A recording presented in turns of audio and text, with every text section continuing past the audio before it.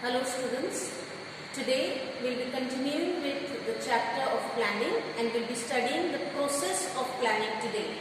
As we have studied earlier, process means a series of activities that have to be conducted or that have to be done so that work may be completed. So we will be studying today what planning means, so what are the steps that are involved as far as planning is concerned.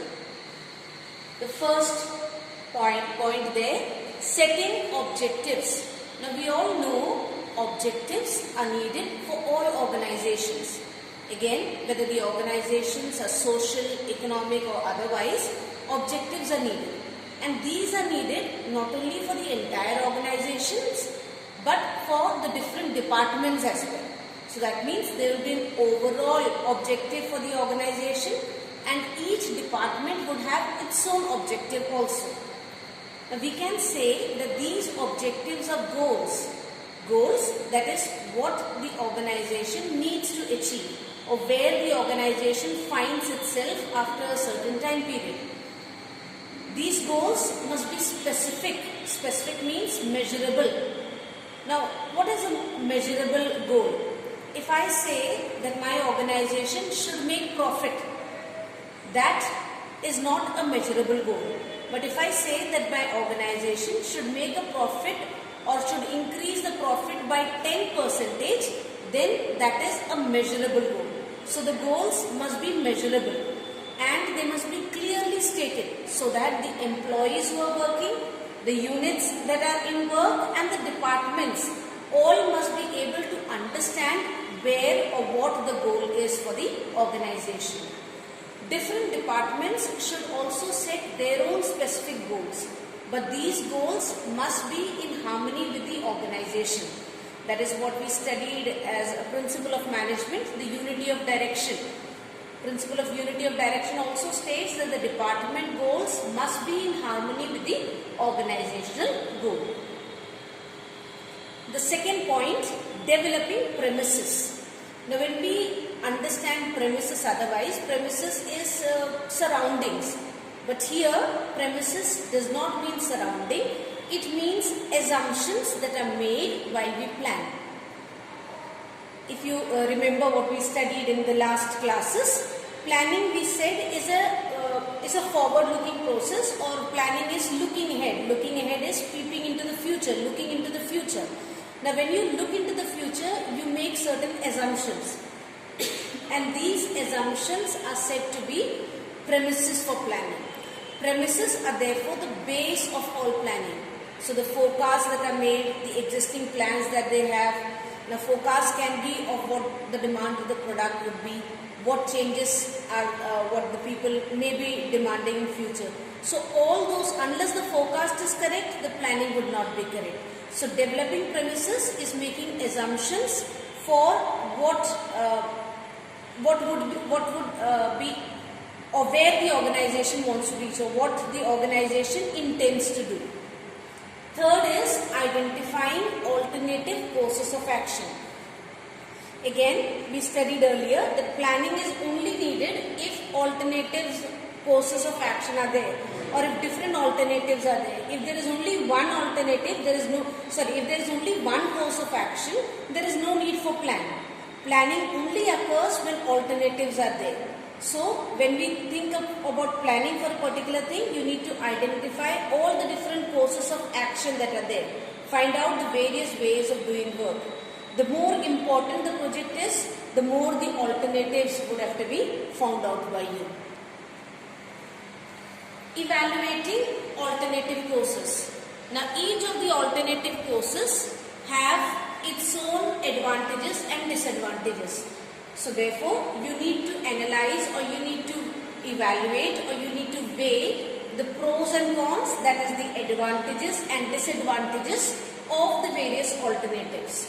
Now when we evaluate the alternatives, there can be detailed calculations related to how much of investment is being done, what amount of returns you are getting from there. Whenever we think of an alternative, the feasibility of the alternative is equally important. Feasibility is whether it is applicable for you. It may be a good alternative, but may not be applicable for your organization. So feasibility of the alternative is equally important. Point number 5, selecting an alternative. After you have identified the different alternatives, you evaluated the different alternatives, you know the advantages and disadvantages, you select whatever is the best plan for your organization. Now, best for your organization means the one that is most feasible, the one that is most profitable, with the least amount of negative consequences must be selected for your organization. Now this is the point where the manager has to take decision, and that is where the experience of managers are more vital in this particular scenario. If a wrong alternative is selected, the entire organization would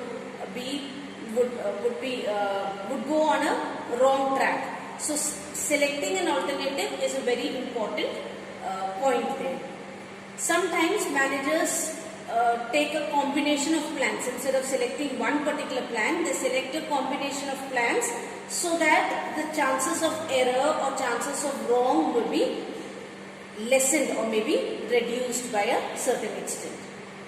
Point number 6, implementing the plan. Implementing the plan means, if you think about it, all the other 5, the first 5 steps were related to evaluation or thinking, or it was more of a mind work. Implementing the plan is related to doing the plan or putting the plan into action. For example, you need to arrange for whatever things are needed. Suppose your plan is to increase the production of your organization. Automatically more labor would be needed, more raw material would be needed, maybe more finance has to be arranged for, maybe again you may need more amount of machinery. All that has to be arranged for. Only then that plan can be put into action, or implementation of the plan can take place. The last is follow-up action. Follow-up is find out where you've reached, monitoring the plan to see whether the plans are being properly implemented. Now, follow-up action is important because sometimes we implement a plan without then finding out whether whatever we implemented or whatever we did actually happened. So monitoring of the plan or seeing whether the plan is properly implemented, whether all the steps are being followed, is equally important. Now, planning process, when it comes as a question in the examination, all the 7 points have to be written. So therefore, you need to, like suppose if it comes in as a 6-mark answer, then point number 3 and 4 can be merged together and 6 points would be there then. So the point number 3 in that case would be identifying and evaluating alternative courses of action. So both these points would be combined into 2. If it comes in as a 5-mark question or a 4-mark question, then again point number 3, 4 and 5 must be put together. You cannot write down the first 4 points when you are writing down the process in for a 4-mark answer. All the 7 points have to be written.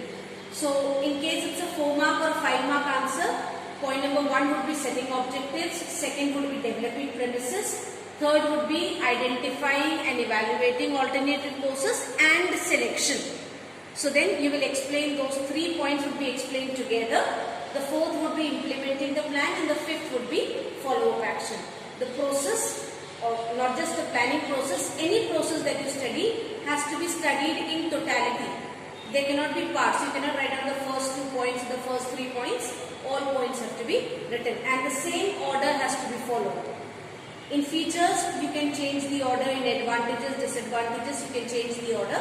But in process, the order cannot be changed.